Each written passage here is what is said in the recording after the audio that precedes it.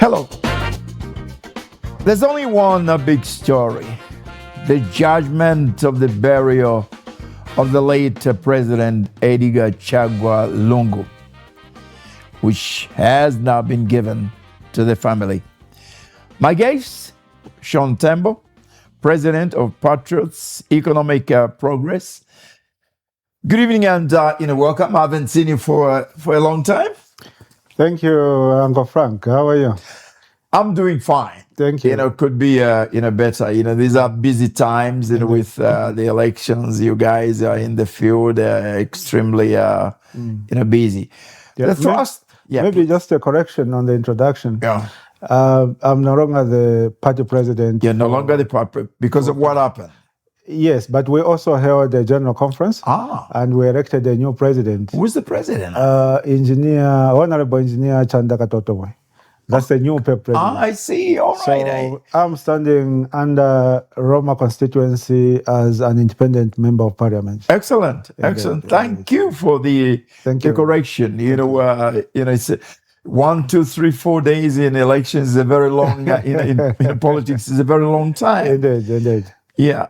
We start on a sad note, depending on which side you are. It could be sad, it could be happy. The decision now, the judgment, that has now been given to the family a year on. You wept, you shed tears, when the announcement came through that the 6th president had died. What is your reaction to this, judgment? Well, from my standpoint, Uncle Frank, I think this judgment was long overdue, and it is a correct judgment that was supposed to come from court, as opposed to the initial judgment that came from the High Court, which had decided otherwise in favor of the government, because the issues at hand are quite straightforward. The family has a right to bury their relative. So if any other external party is claiming a right to override the family's right, then they need to clearly demonstrate and provide evidence of where their right emanates from. Is it from a contract or is it from common law? And when you read the judgment of the South African Supreme Court of Appeal, they said a lot of things. It was a 50-page judgment, but it boiled down to those two issues. If the government is claiming a right which they want to assert regarding this funeral, where does that right emanate from? Yes. And the court clearly said that the government failed to prove where their right originates from. And therefore, it is safe to say they had no right over the funeral of the late 60th Republican president, and therefore the court had no option but to rule in favor of the family.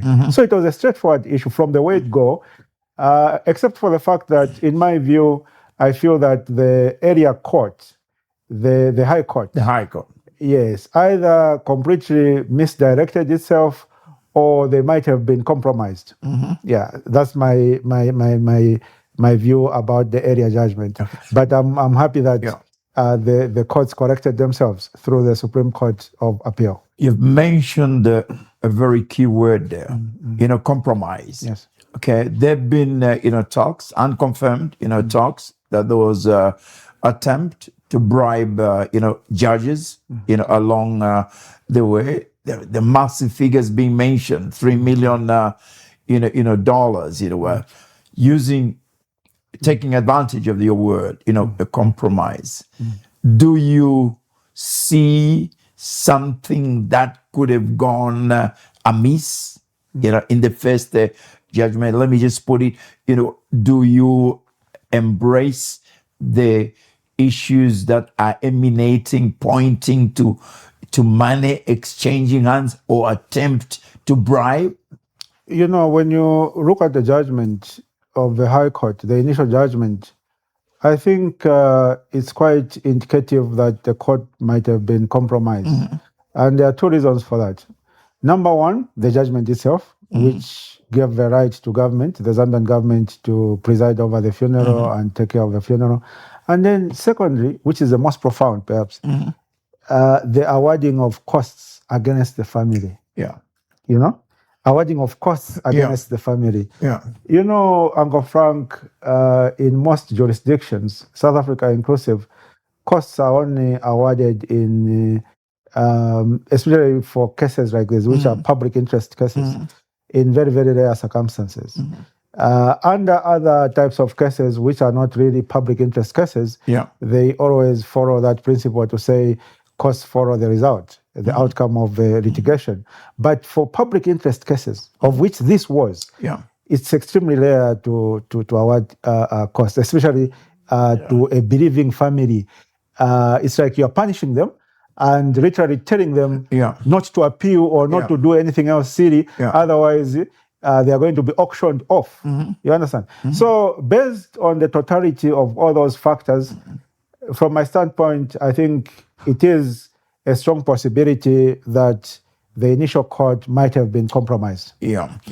Still talking about money, Mr. Tembo, an amount again unconfirmed. The master be clear, 103 or over $100 million, being talked about as legal costs, slapped on the government. This is a whooping, figure. Where does first, who shares the responsibility? Who takes up the responsibility of this, and where is this money coming from? Well, I looked at that $100 million figure as legal costs, and I think it is not. I think it is not a confirmed figure. Because by any standards, it is quite exaggerated. And also, in cases like this, there has to be an assessment of costs.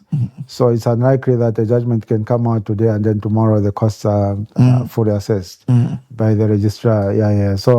So regarding that $100 million figure which has been flying around, I'm not sure that it is a legitimate figure.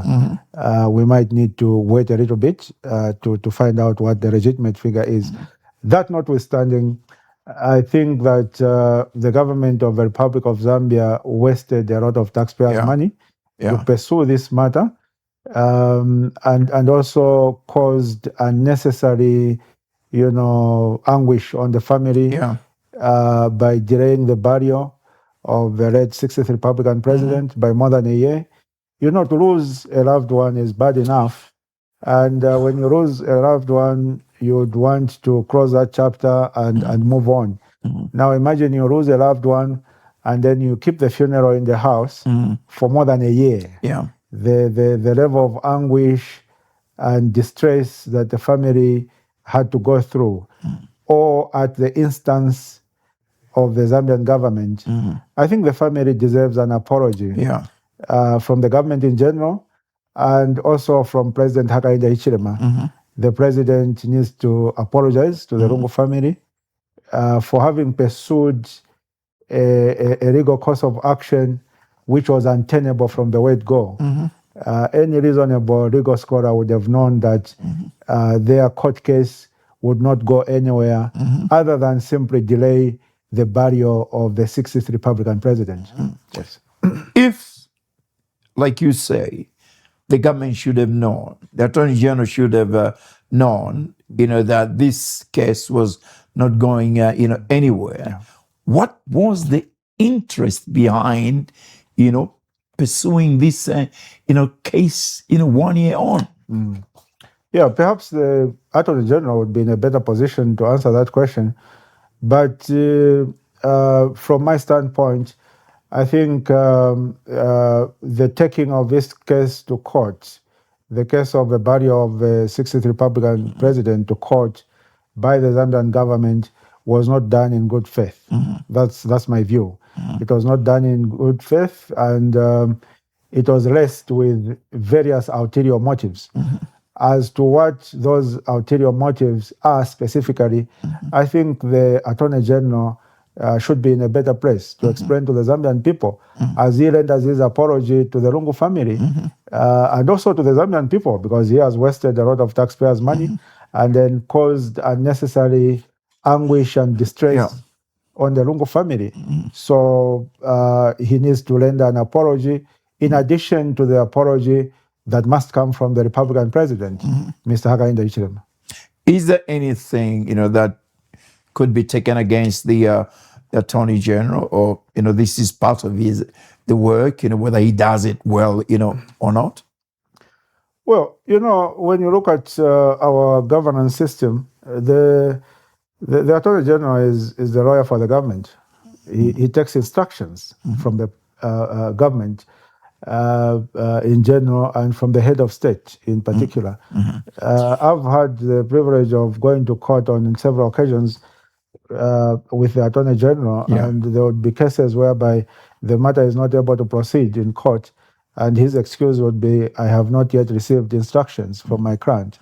So I think it wouldn't be appropriate to put the blame on the Attorney General individually, because he just takes instructions from the government in general and the head of state in particular. I think the blame lies squarely on the head of state himself, who gave the instructions to his Attorney General to proceed with this court matter and sue the family of the late 60th Republican president. Yeah, so in my view, the blame lies squarely with Mr. Hakainde Hichilema. Yes. The flip side of this case, in terms of the legal team, that of the family that handled this.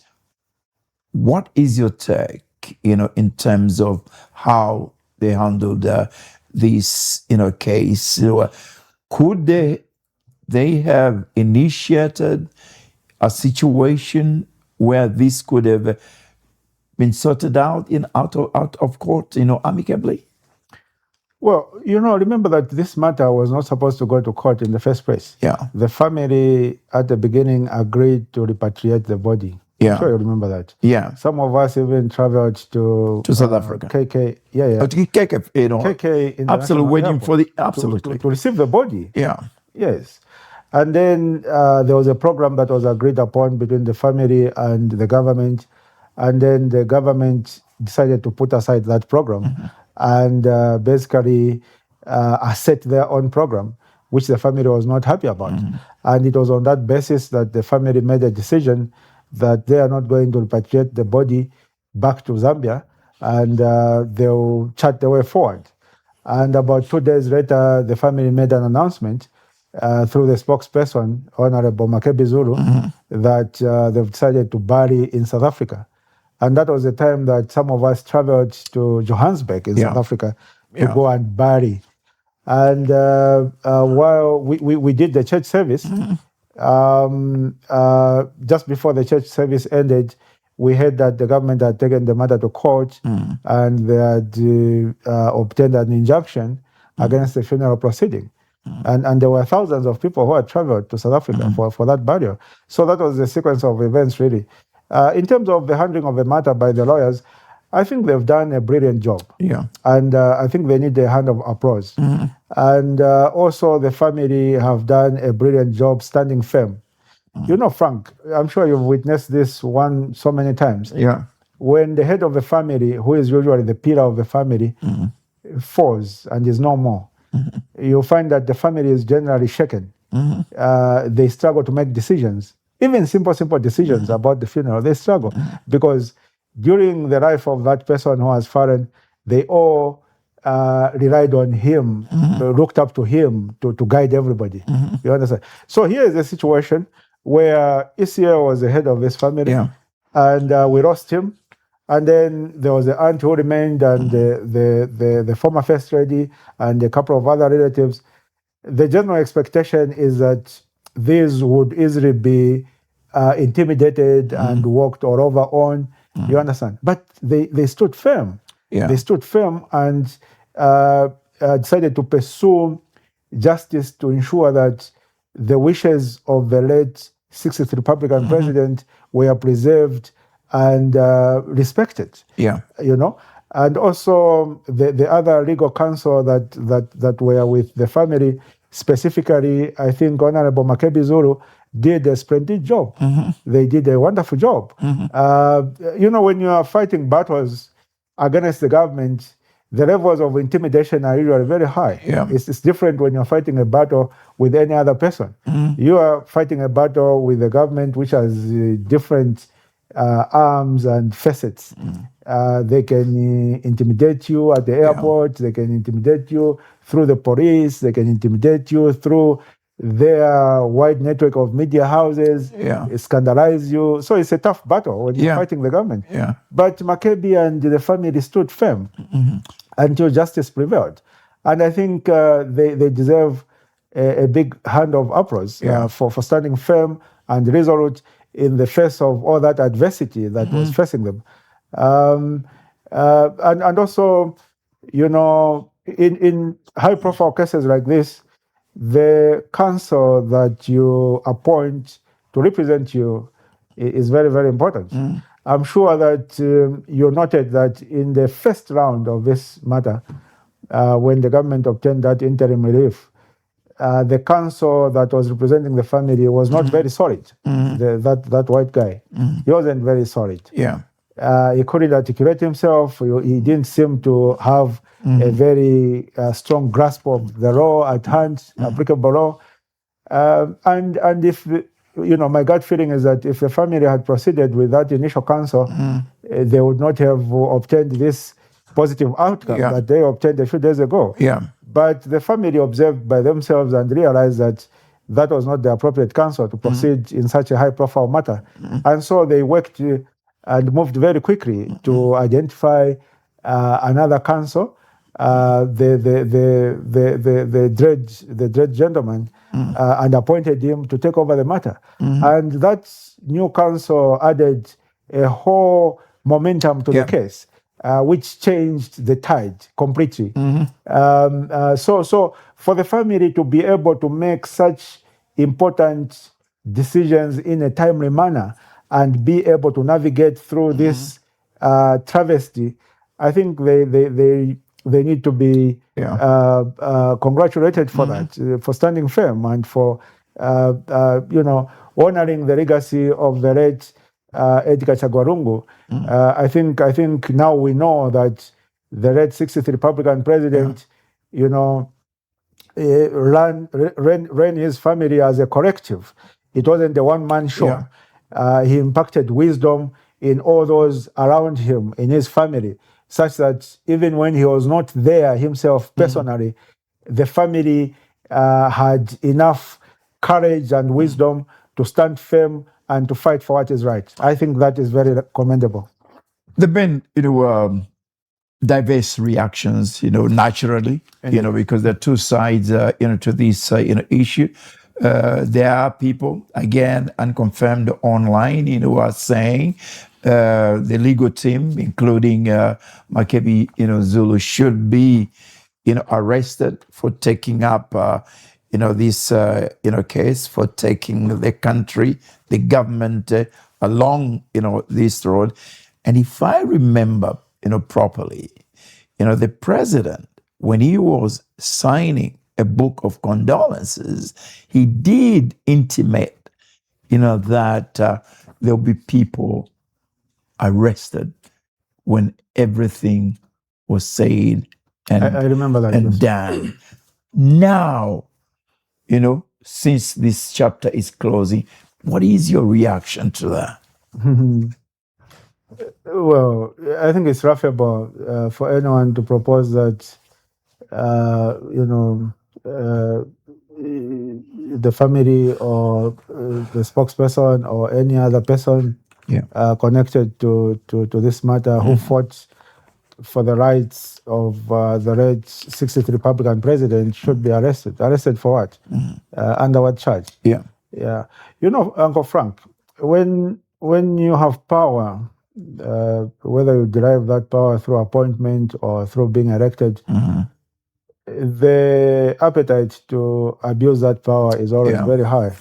Okay? The appetite to abuse that power is generally very, very high. So you as the individual now wielding that power, I think what's important is you need to control yourself and make a determination of what reasonable use of your power is and what would constitute unreasonable use of your power. And there will always be, Nikon Pops who come and rally around you and say, well, Frank, you have the power, do this to that person. Yeah. You have the power, Yeah. do this to that person.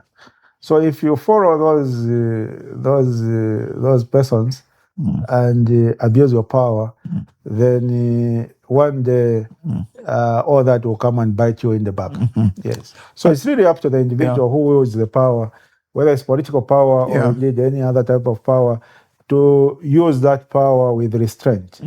Because when the situation boomerangs, there will always be only one person to account and to explain, and that is you, the person who is abusing your power.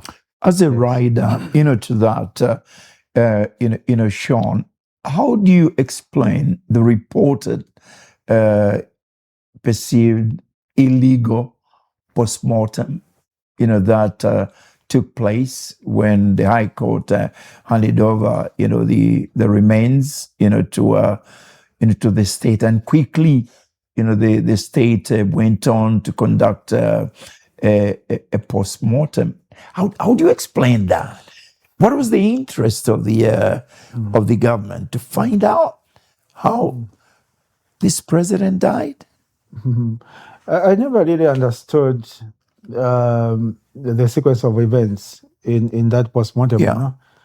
And under whose authority it was actually conducted, whether it was under the authority of the South African Police Service or under the authority of the Zambian government.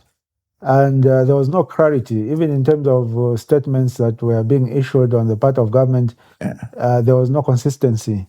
The very initial statement that came out, it was essentially claiming that the family had failed to file in their appeal and that the appeal had lapsed, and that therefore the initial judgment would apply.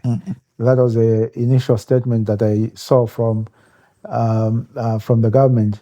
And then subsequent to that, there was another statement which essentially said that the South African Police Service conducted the postmortem on the basis of a complaint that they received regarding the way that the 60th Republican president had died, and that the government was merely facilitating that postmortem. So you can see these are conflicting statements, and then after that postmortem, the issue just went quiet. The family got possession of the body. There were other orders issued by the court, and so on and so forth. So there has never really been clarity regarding that postmortem and the legality of that postmortem, whether it was legally done with authority or it was illegally done. And my view is that I think as the government issues their apology to the Lungu family, they also need to provide a detailed explanation of the circumstances in which that postmortem was carried out, so that they can reconcile the various conflicting statements that have been flying in the media regarding that particular postmortem. Because for as long as there is no clarity, the people always speculate. And we don't want a situation where the people speculate. We want an official position to say the postmortem was carried out. It was carried out by the authority of so and so and so. And if anything, they should also publish the results of the postmortem that they carried out. So I think that's my appeal to the government. Sean, there's no doubt that animosity, was at play, here. There was a part of, and this played a part, in the way the process, was handled. The animosity I'm talking about is between the late president and the current, president. In the past, there've been differences between the former president and the president who takes over.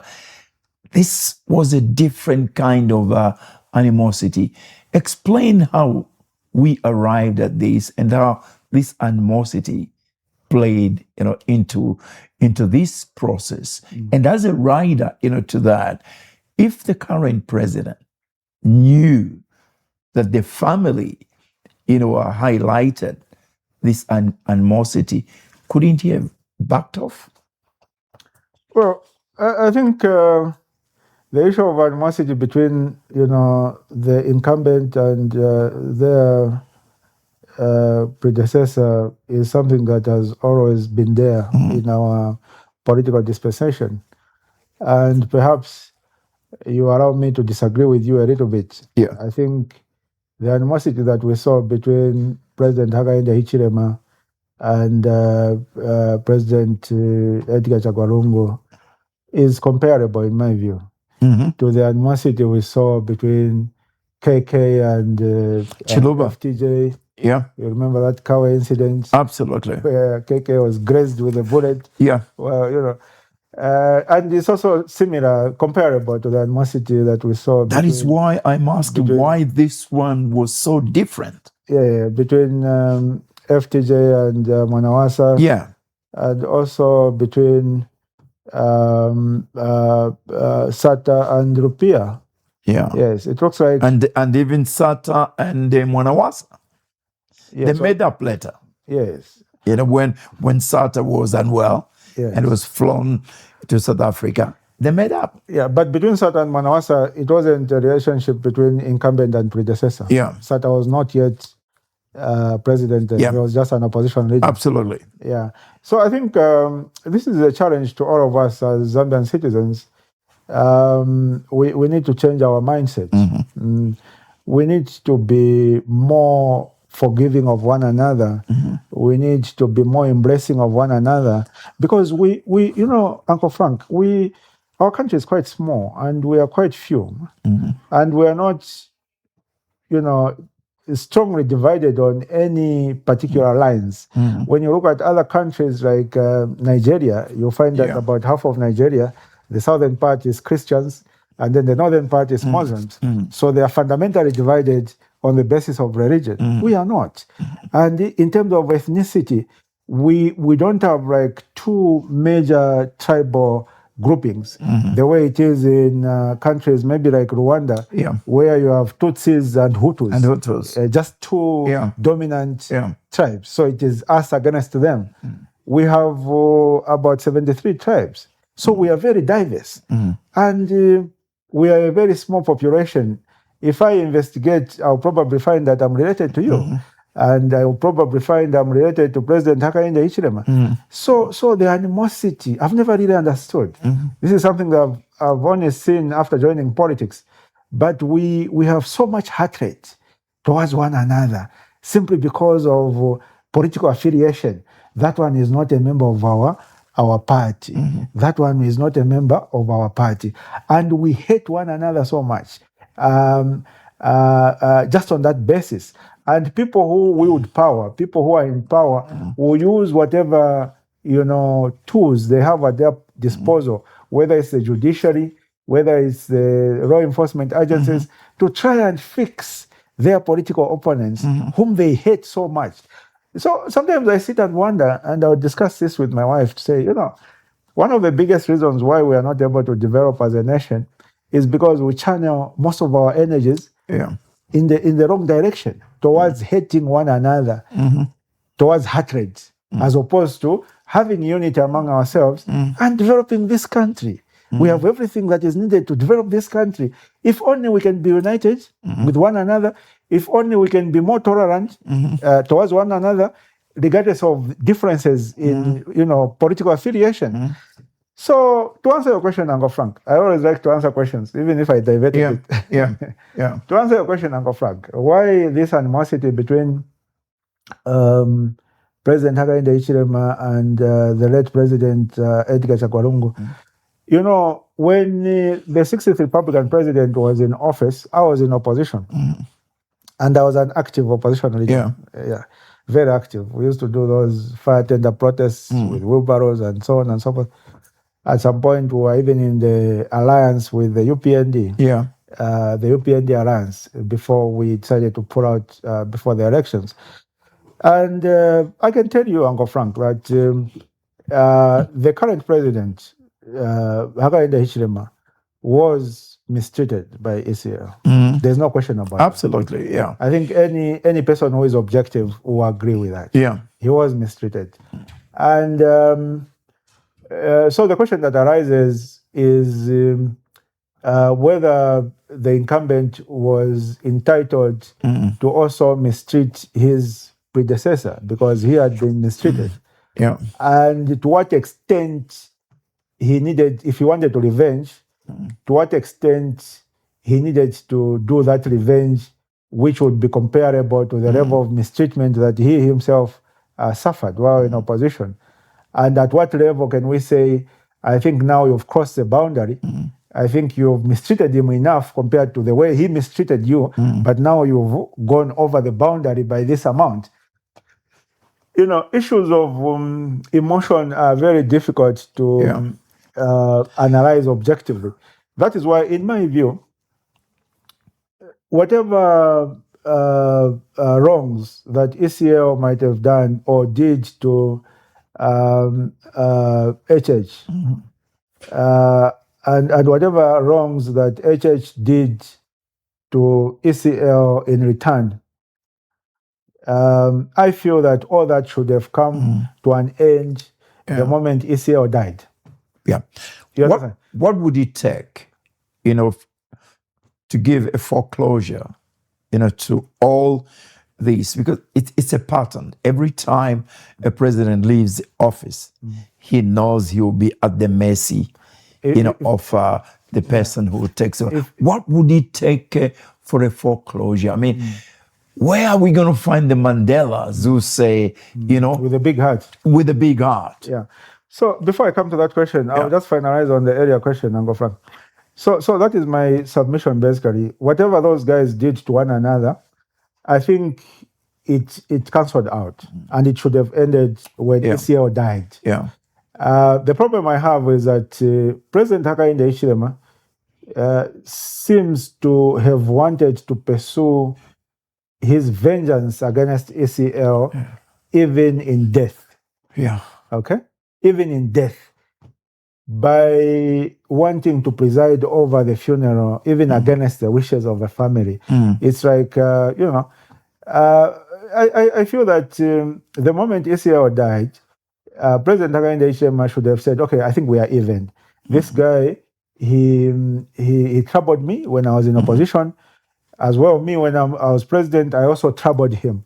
So we are fair and square. But now he has died, which is unfortunate. He is my brother. We are not fighting anymore. Him is dead, me, I'm alive. And then I'll do whatever the family wishes. If the family wants me to attend, I'll attend. If the family doesn't want me to attend, I'll not attend. In my view, if the conflict between those two gentlemen had ended at such a note, I think I would have been okay with it.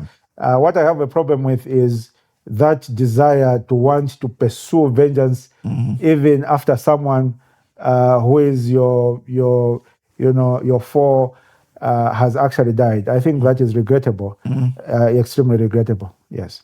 Coming to your second question, what would it take for us to change this tide? As a nation, whereby if a president leaves office, for as long as they are alive, then they are going to be persecuted.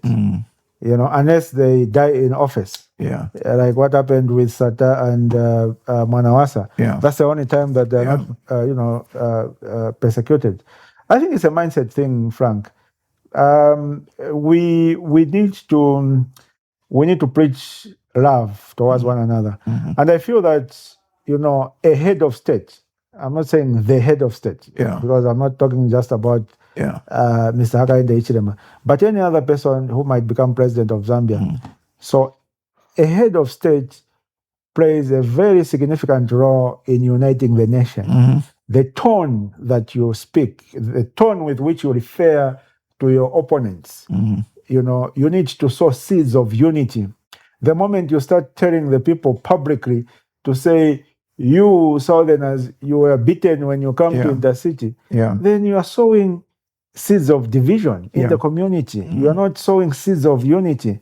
So a head of state is a very critical person, very influential person in terms of sowing the seeds of unity, that would unite the country and make the subjects across the country relate well towards one another. Because if the head of state is showing hatred towards his political opponents, then there's no way that his supporters would not show hatred towards the supporters of his political opponents. I'm going to combine this question because of time. My director is already telling me that we've done a lot of time, which is a pity. What lessons should the government, should the country learn, from this?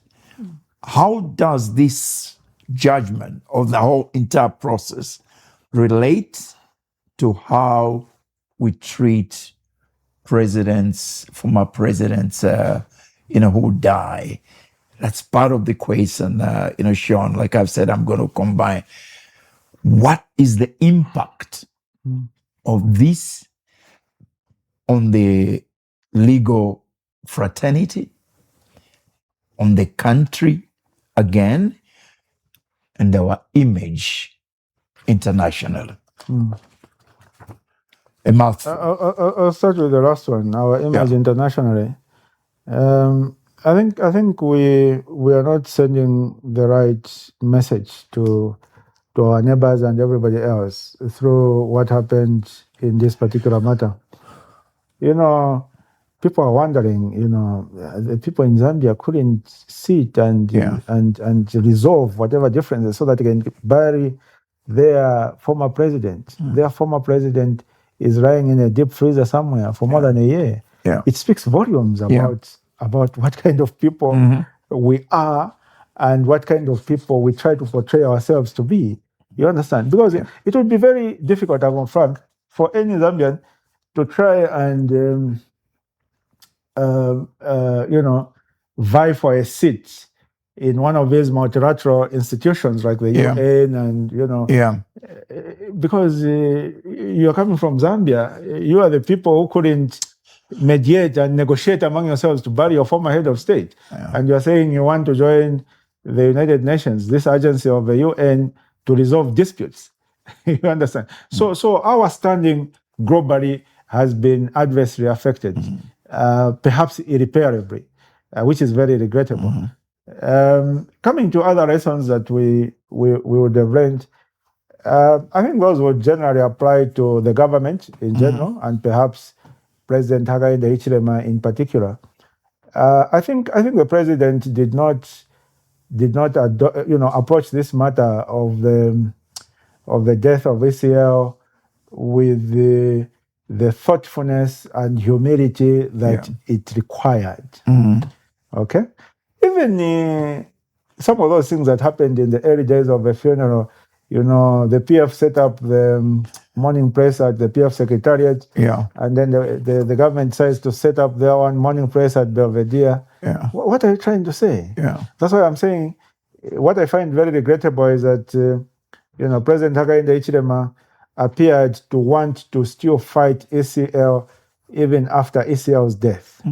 You can fight. We are human beings. I can fight with you, Uncle Frank, and go to court and do this and that. We are human beings. We fight sometimes. But the moment I die, or the moment you die, I need to be able to bury the hatchet and say, we fought with Uncle Frank, or I fought with Sean, but Sean is no more. So let me be remorseful to his family and their BCT, regardless of what fights we went through.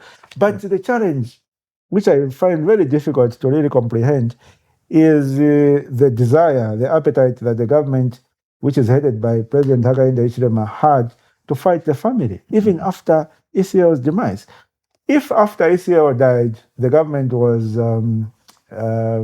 humble and they decided to act in good faith, and the president could have sent the first lady to go and convey the condolences of the president to the former first lady in South Africa. You understand? That way you the ladies would know these guys used to fight, but now this guy is no more. Absolutely. So now we need to unite. You understand? And I don't think Mama Esther Lungu would have declined Madam Mutita Ichirema going to South Africa to go and commiserate with her. And then from there, the PF were mourning. These are the ones who've lost someone. So if they wanted to do the condolences, book and whatever at the PF Secretariat, then why not do it there? President Hakainde Hichilema would have just gone there at the PF Secretariat, gone there, signed in the book of condolences. That shows humility. That shows the actions of someone who wants to unite the country, who knows that this person who has died, we fought. He fought me, I fought him. But now he's no more. So now we need to move forward. And for us to move forward, I need to unite the people. If he had put across those gestures, I think a lot of what has happened, which has embarrassed us internationally, would not have happened. Constitutionally, time to relook at, how presidents are buried. Should we look at and perhaps leave it to the family? What are your thoughts on that? At the end of the day, Uncle Frank, even in future, maybe 50 years from now, if a similar incident happens, I think the outcome of any adjudication will still be the same. The rights of the family will prevail over the rights of government. I don't think we need to enact a law to say that the state shall have jurisdiction over the body of a former head of state. I think that would be unreasonable. We as a people, we as Zambians, we just need to be more tolerant of one another, to love one another more than we hate one another, and embrace one another more, as opposed to trying to legislate the relationship between government and the family of a deceased. A judgment has been made in about, we don't know the next course, of action the family is going to take. What would you be telling the family? You're close to the family. You are close to the lady. What would you be telling them now? Well, I think would it be better to bring the remains, here and bury here? Isn't that the best thing? Although the decision is up to the family. The decision is up to the family, but I would not advise the family to bring the body to Zambia, especially under the current leadership, because the behavior of the current government is not, they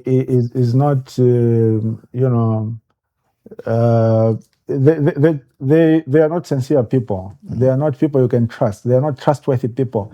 So when you bring the body here and they have jurisdiction here, there is no knowing whether they would respect the program of a family, even if there is a judgment that came out in South Africa. And if the government decided to forcibly take over the funeral, I think it would leave a lot of regret in the hearts of the family.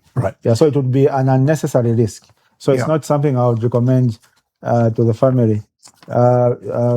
My recommendation to them is, if they want to bury in Zambia, perhaps they can just wait until after the elections, and then once we have a new government, then they can come and bury.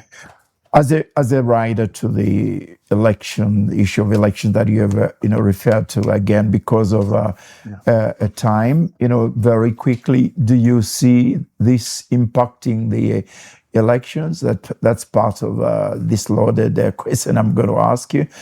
And then, what is your impression of the environment, the political environment? Does this give you hope that the elections at the end of the day will be free and fair? I mean, already the opposition and the people, supporters, are complaining, that the campaign is skewed against the opposition because the president can campaign in any time. But generally, how ECZ is and is handling, this process. We got 2-3 minutes before we wind up.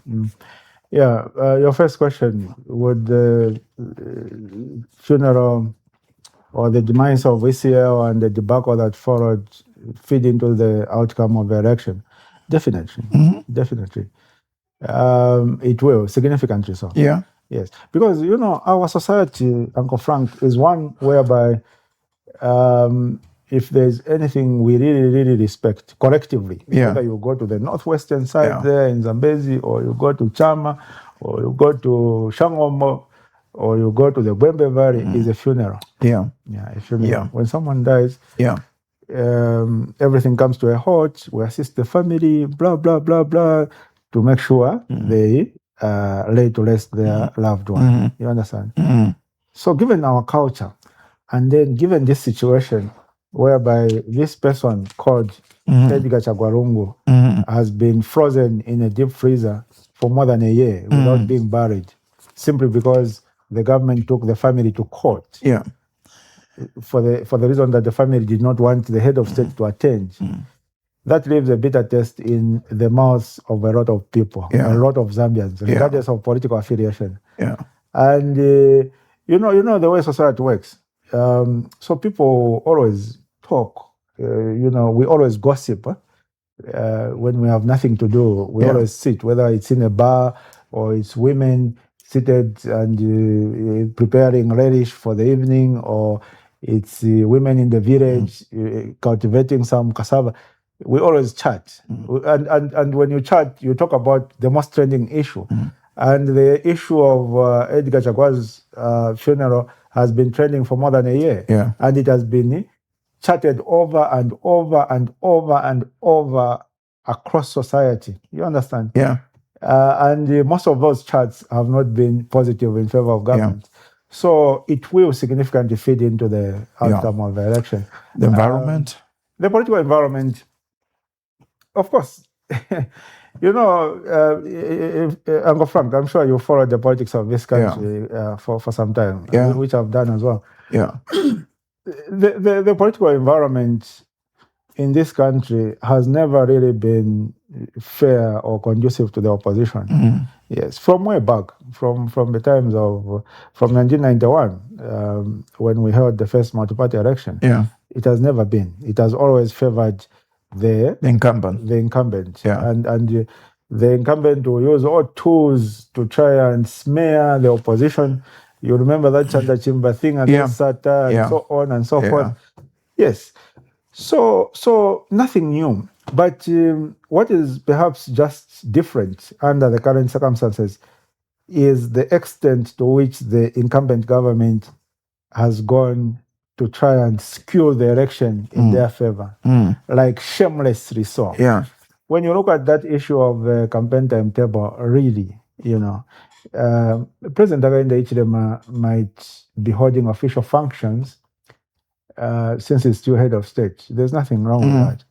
But the main issue around this time, given that he has dissolved his cabinet, is that it's the election. He's a candidate. He's competing. Okay. So if ECZ wanted to come up with a fair timetable, my expectation would have been that everybody should have been subjected to a particular timetable, including President Hakainde Hichilema. And then they should have given a particular right to President Hakainde Hichilema, since he's the head of state, to say, since you are the head of state, if you need to perform official presidential functions in an area outside of this timetable, make an application to ECZ and it will be considered. And then if President Hakainde Hichilema makes that application and he goes to an area he wasn't supposed to be, he goes to Mansa or he goes to Chipata, what he must do there must be official functions of a serving head of state. He must not hold a rally. When he holds a rally, it means he's stepping outside the realm that has been extended to him. If ECZ had designed something like that, it would have been fair and objective. But you can't just say, as we are ECZ, so here is your timetable. This one, since he's head of state, this one has no timetable. He can go wherever he wants. Whether he's going there to do political activities or he's going there to perform functions of a head of state, it doesn't matter to ECZ.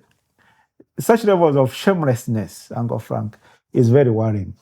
And in previous regimes, we saw that the incumbent would tilt the scales in their favor, but they would not reach these levels of shamelessness. Right. Yeah. So at the end of the day, I do know, I don't believe, but I know that there shall be change of government this August. We shall have a new government. And that is notwithstanding the fact that the incumbents have gone out of their way to tilt the scales in their favor. The level of tilting is not sufficient to overcome the desire of the public to change government. Right. Yeah. My final, question, what would you be telling, the electorate in Roma, where you're standing, and beyond, that, what are your thoughts about the future of, this country? We close with that. Indeed. Yeah, I think for the residents of Roma constituency, which by the way is a new constituency. Yeah, it was made up of wards from 3 other constituencies. So they got Siruiza ward and Mulungushi ward from Lusaka Central. And then they got Ngwerere ward, which is essentially Ngombe there. And Roma ward, which is, or rather Ngwerere ward is Garden. And then Roma ward, which is mainly Ngombe, Foxdale area. From Mandevo constituency, and Karingaringa ward from Munari constituency. That's what makes up Roma. Roma is a very diverse constituency. And, when I studied it and I went to various locations, I felt very happy that I'm an aspiring member of parliament there, because you've got all levels of people. You have areas like Ngwerere ward in the ponds there, around where they refer to as Gabon area, because it floods a lot. People there, the income levels are extremely low, and people are overcrowded. Even education, very few kids go to school. And then you've got, areas which are compounds, but relatively well-to-do, like the other side of Garden, as well as Ngombe, the old Ngombe and Karingaringa. And then you have the medium level, income level, like Olympia, Park Extension, Olympia. And then you have the Upper Mamba in Roma itself, Karundu and Chadri. And the needs of the people are various. They are very diverse. In most of the low income areas, the issues are generally about water, access to clean water. They are generally about crime, and they are generally about sanitation. You've got places whereby there are pit latrines, and then they also draw water from a well, simply because they cannot afford piped water. So for those areas, my job is to advocate for them to have clean drinking water, and also sanitation, as well as to work with the police to reduce the levels of crime. What I noticed in most of my neighbors in my constituency is that there's a very sour relationship between the police and the community, simply because of the behavior of the police. They harass the community. You find that people are coming from a funeral around midnight, 02. This is someone who wakes, they have an ID card, but they get them and lock them up in the name of Shishita, despite pointing to say, I'm coming from that funeral. So one of my key roles will be to ensure there are good relations between the police and the communities, because you can't fight crime if there are sour relations between the communities and the police. So I've already started engaging with the relevant police stations and police posts to ensure that the relations are improved. And if the relations are improved, people will have a desire to report cases of crime to the police, and that will make the community get better. In few words, the future of this country, your prospects, just very few words, a few seconds. The future of this country appears very positive to me, Frank, simply because of the people of Zambia. The people of Zambia are people who are very peaceful. Even when they are pushed, they remain very peaceful, which is a big asset. We are not a militant population like our neighbors, maybe in the DRC or South Africa, who go and do toy over each and every issue. No, we are very peaceful. But when we make a decision, we stick to it. And when a chance is given to someone, the way it was given to the incumbent president, Mr. Hakainde Hichilema, to run the country and its affairs over the past 5 years, the people have subsequently made a decision, in my view, to say they need to give that chance to somebody else. Right. And even after giving the chance to somebody else, if that person does not deliver, I've got no doubt in my mind that after 5 years from now, the people of Zambia will again get that authority and give it to another person. So we are a civilized people. We don't believe in violence, we don't believe in conflict, but we believe in accountability. And we're not shy to hold those who we elect to office accountable. Right. Yes.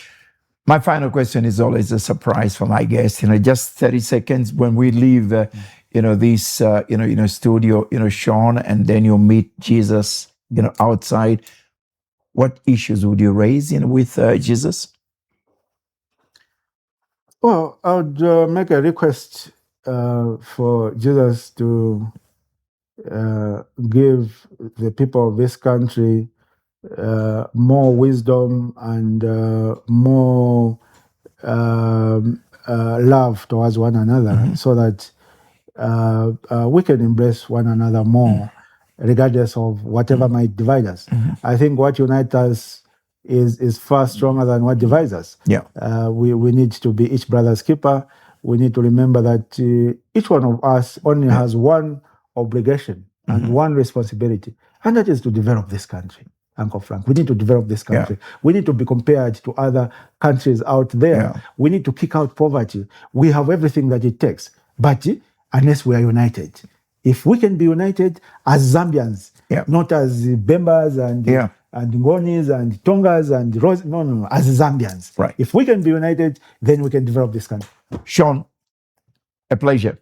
It's always a pleasure. Thank you, very much, and all the best in the elections, in Roma. Thank you. Thank you. Thank you.